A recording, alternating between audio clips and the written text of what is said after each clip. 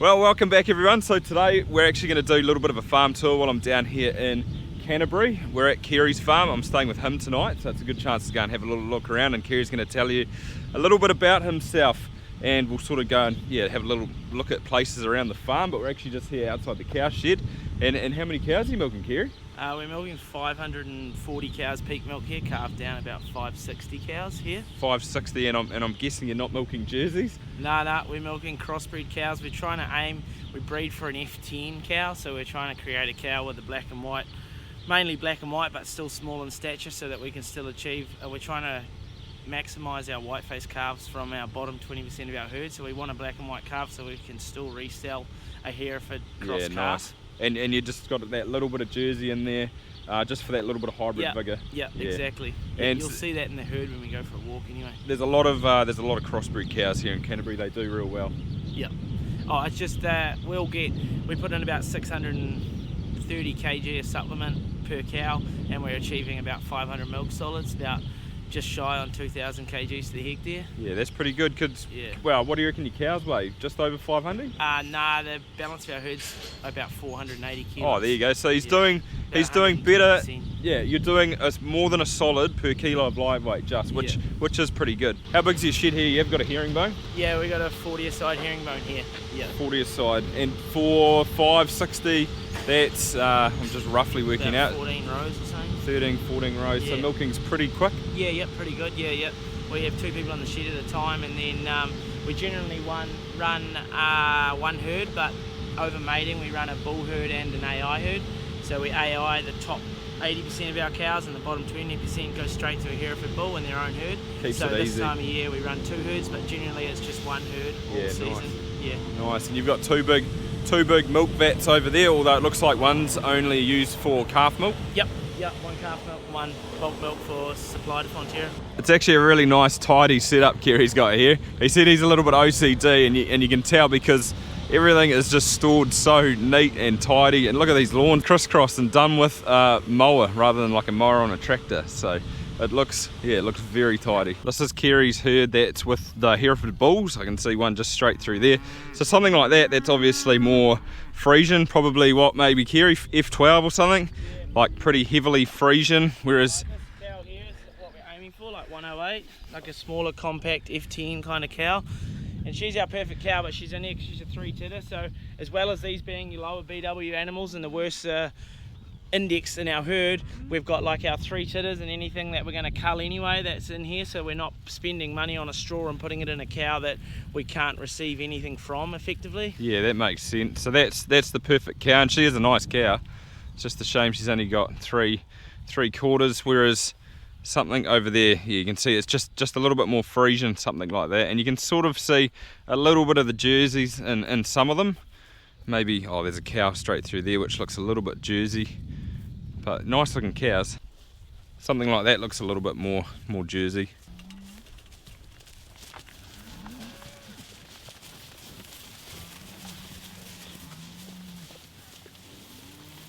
You'll see variations of these around the place. It's a little bit of alkathene pipe on the fences. So those 3 wires are electric, but they put them there. So that is actually a track for the center pivot, because there's one just straight through there, and this will be where it crosses the fence. So the wheel will go there. You can actually see straight through here, like there's a bit of a line, and that is the track from it. But isn't that a picture? Lovely. We're just back at the shed now, and this must be the entry and exit race. It's all diamond cut into the concrete, so heaps of grip, and it looks like it's all concrete all the way up there, so it looks awesome. This is Kerry's shed. He said it's only 6 years old, so 40-a-side. Cups are a little bit different than ours, but he has got sliders for pulsation, which is pretty similar to us, and there's also feed bins in here, and they've left a little bit behind. Oh, look at that. Must be wheat and Grain. Barley. Barley? That's just straight barley? Yep, straight barley. That's all we feed. We're feeding 2 kilos a day at the moment, so they get 1 kilo of milk. One thing you notice when you turn up here is that everything is pretty immaculate and clean. Look at this, all the spray cans are all in their colour-coded holders.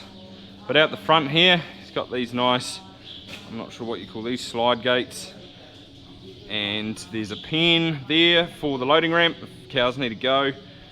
gates that swing around to that pen, and I'd say he drafts his cows that are on heat for AI into that pen there. Big receiving cans. You need a couple of. Oh, what's that one up there, Kerry? Overflow. Yeah. So that's overflow one. Must be a big motor driving that. Oh, it looks pretty similar to our one. Big collecting yard. Obviously everything's a little bit bigger down here in Canterbury, but that's the milk filter, so that's bigger than what we have at home. Same as the plate cooler, and it's a little bit dark, but just a couple of hot water cylinders. Those are pretty big pumps, a couple of stock water pumps. Everything's labelled. And then this is your, do you call it a grain mill or a grain crusher? Yeah, so that holds the kernel or the cot, like just the whole piece of barley. Yep. And then it runs through the auger, drops down, and then it's crushed to the specific crush that we want for the cows. Oh, so you can change that? Yeah, we can wind the mill in or out depending on how much crush, but the less crush, the less metabolized, like at least the cow can actually take it in. Yes. So if it's not crushed enough, the cow will shit it straight out, as opposed to being able to utilize it. Yeah. And then that's the crush silo that stores okay. So you'll like do a whole thing of that, and how many milkings will that last? Well, that's 5 ton silo, so it depends on the amount we're feeding. Okay. And then that gets drawn through, and then that goes up and down, up and around in the pit to drop in when you push the button. Who fills that silo up with grain when you need it? Do you do that? The owners of the farm provide us with the grain, so that their workers they've got their own truck, and they come and auger it straight into the silo for us, the people we work for. Oh, that's handy then. You were saying these are pretty popular down here. Most people would have these if they're not feeding PK, or if they are feeding grain, they need it to crush it, obviously. But it's pretty simple but effective. There's a good comparison of the two. That machine's exactly like what we do with the chopper in the maize. The maize kernel's got to be broken down, otherwise the cows can't digest it. It goes straight through them. Same with the barley. Look at that. That is a pretty cool hoof crusher. It's not theirs, and this is their calf sheds. Good setup. Nice mower. Oh, look at that, Governalin. 4 metre. 4 metres. Nice big straw barns. A lot of straw bales there. New Holland. We've just stopped at one of these pivots here because this one's a little bit different. How many pivots have you got on farm? We've got 3. 1 half span, 1 full span with a brake back arm. So for the boundaries, it'll brake back on itself and then pull back out again for the corners. Yes. And this one here is different again. It doesn't have a central base. The central base is moving. So this ditch here that you can see, that bar will just stay in this ditch, and it'll follow this ditch for about 2k all the way down there. And it drags its hose behind it like a travelling irrigator would, and it drives along this ditch, and you can see it moving just then, and it will move just along, all the way along this block, and it's just the same width as this pivot is, and it'll just keep moving along, and then every few days we just have to drag the hose to the next hydrant, and it'll just pull its own hydrant along. Or a question, because I don't know much about this either, is that obviously it does this block like the whole time. So once it gets to this end, does it go all the way back and irrigate forward again? So on the way back it doesn't irrigate? Yeah, so when it gets to the end, the ends on this system, the ends of our runs are our driest areas, because effectively that'll get an overlap like a day later. So it's getting like say 40 mils in a very short space of time, whereas the rest of the paddock might be say getting a 10 mil pass every 4 days or 3 days, and that will get a double, so that ends dry out faster, because instead of in a perfect world it would get its moisture, and then 4 days later it would get its moisture again.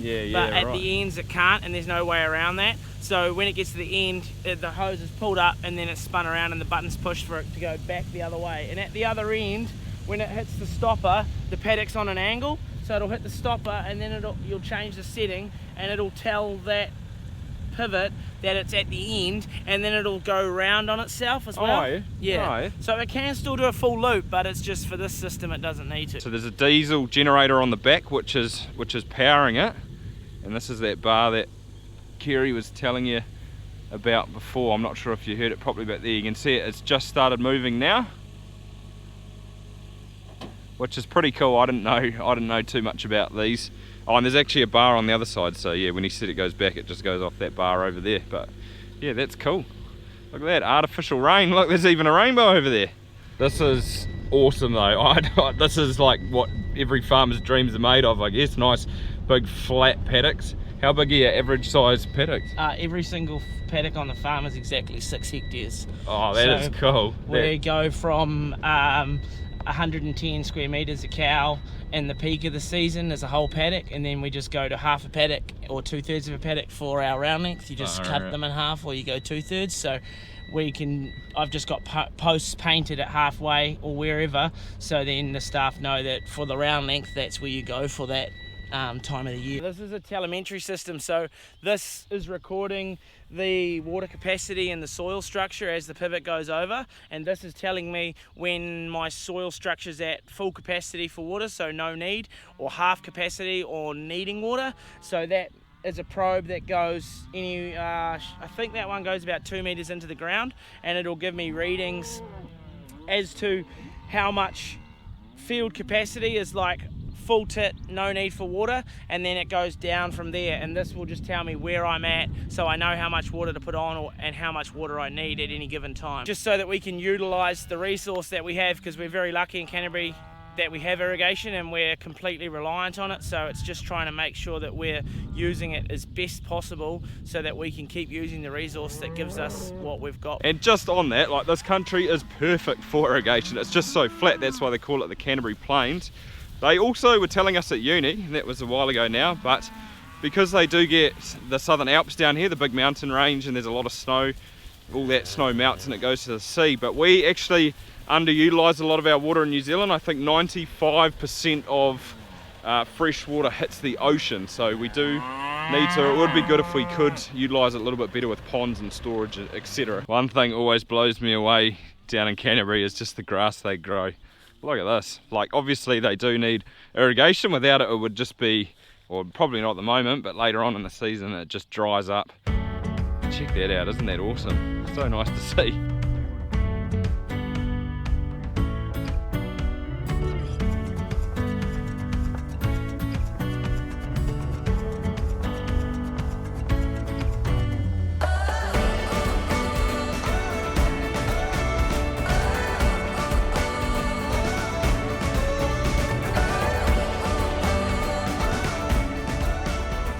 So in the Waikato, we use maize for a bulk crop to feed out in our pinch points of the season. I sort of feed it out all year round and sort of vary the rate.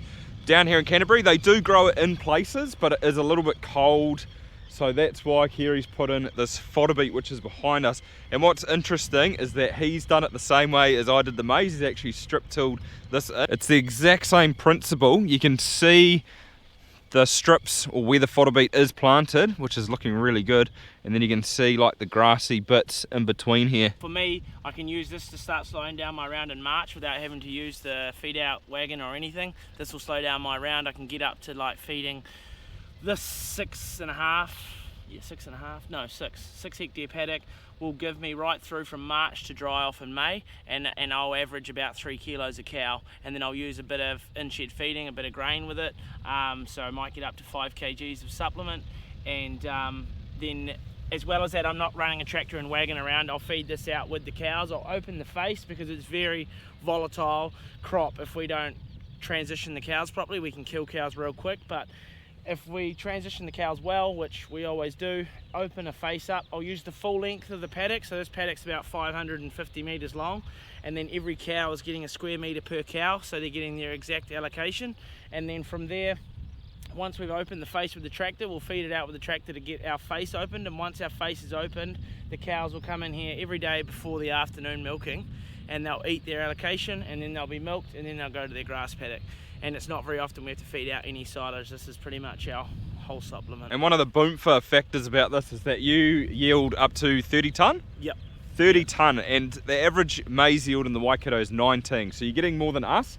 But one of the, I suppose, factors in this is that it is irrigated, so yep. So you've got that constant moisture, which definitely helps. There's a real danger if you don't transition your cows well on this feed. It can be very bad for livestock if it's not utilised well. But as long as you do the transition well and you look after the cows, they do really well on it. It's really high yielding sugar, and the cows put on a lot of weight from it as long as it's well looked after and you use it properly. It did become a little bit fashionable up in the Waikato, probably maybe 10 years ago. A lot of people started putting it in, and then it sort of went out of favour quite quickly. People liked it for the sort of yields because it was high yielding, but they did also have that metabolic issue. So not many people grow it. I wouldn't say there's none, but I'd say there's not many people grow up around where we are now. Bulb will start from this part here, and then that will just grow out. You'll get bulbs that'll be bigger than my head. Yeah, that's unreal. It's a bit of a shame it's like a little bit hazy tonight. You can't see the Southern Alps up there because it's an awesome view. But there's actually one of Kerry's, or that's his centre pivot over there. It's going, it's a little bit far away, hard to see, but that's one that does the full circle. And he was talking about the arm on it. 100 hectares. 100 hectares on that irrigator, which is the size of our farm. And that was what he was talking about, the breakback arm down there. So what will happen is it'll fold back and the wheels on the end will actually follow the second set in. It'll follow the same line. So pretty cool. To grow good grass down in Canterbury, you need water. And this is another type of irrigator he's got. Just turning it on for the night.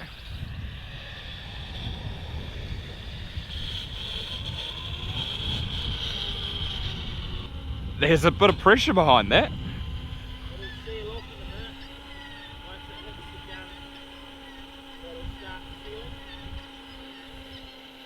The gun's just started up, it's way down there.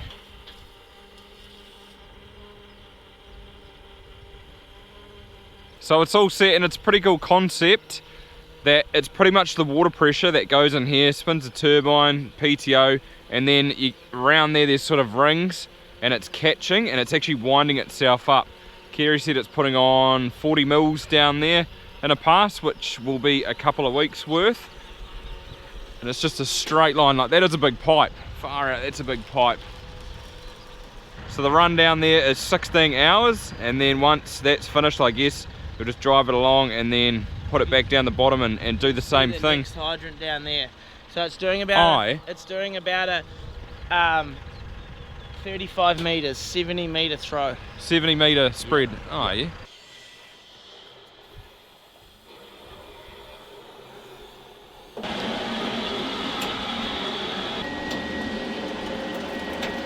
He's got 3 of these on farm. This is actually a silage paddock in here that he cut not too long ago, and it's pretty much just watering the areas where the pivots can't get, like in the corners.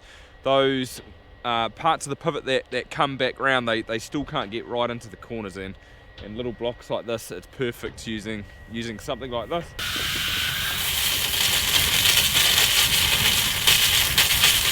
If the wind's blowing the wrong way, Kerry, you're getting pretty wet, eh?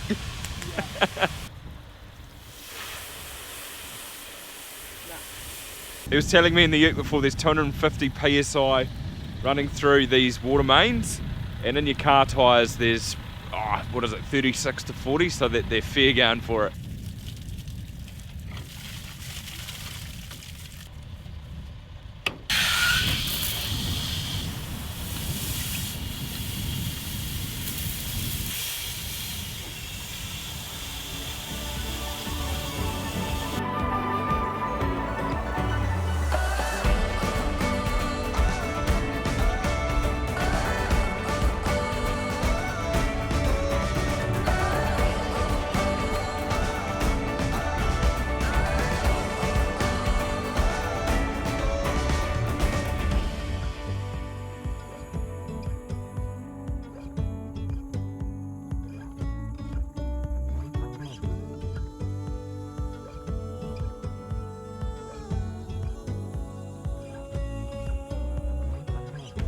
This is something you don't really see much of around where we are. One of these tankers with a trailing shoe. I think they're cool, but that's how they put their effluent on. You don't have a big enough pond, and you sort of put it on quite regularly with that.